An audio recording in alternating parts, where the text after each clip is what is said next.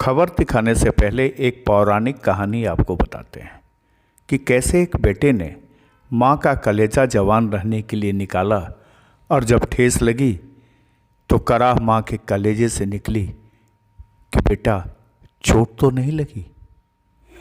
दुनिया में एक माँ ही होती है जो अपने बच्चे को कलेजे से लगाकर उसके लिए हमेशा ईश्वर से आशीष मांगती है। पर जब वही माँ बूढ़ी हो जाए तो बेटे का दायित्व तो क्या होता है। पर एक कलयुगी बेटे ने सीतामढ़ी के सुरसंड में रिश्तों को तार तार कर दिया।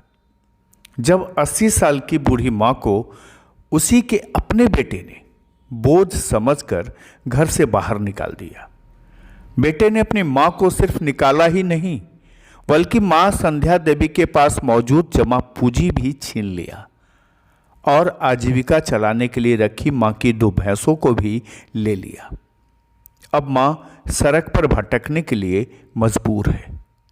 माँ अपने घर में वापसी चाहती है और इसके लिए दर दर भटक रही है।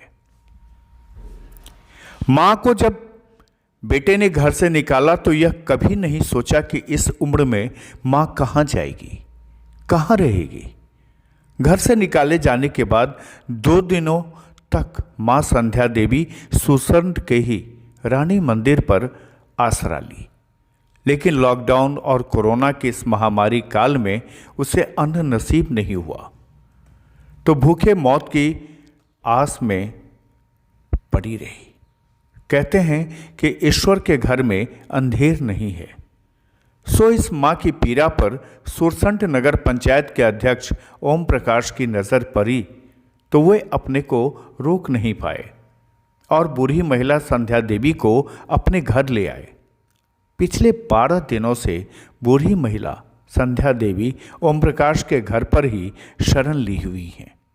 ओम प्रकाश ही उनका भरण पोषण कर रहे हैं।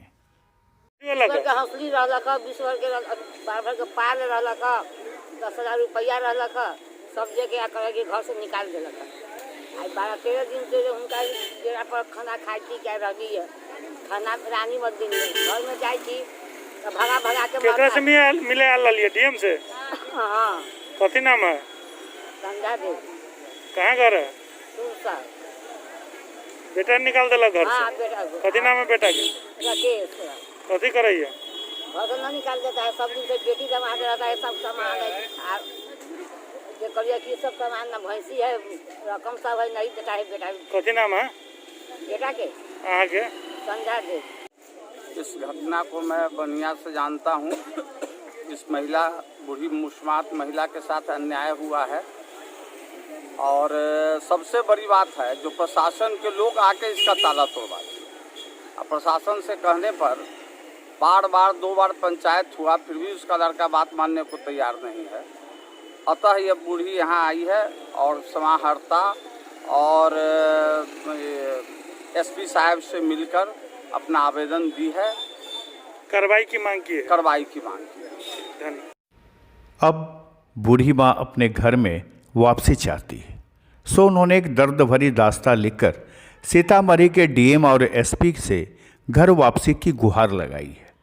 बूढ़ी माँ को भार समझने वाले बेटे पर जिला प्रशासन क्या कार्रवाई करता है और बूढ़ी माँ की घर वापसी कैसे कराता है यह तो देखने की बात होगी।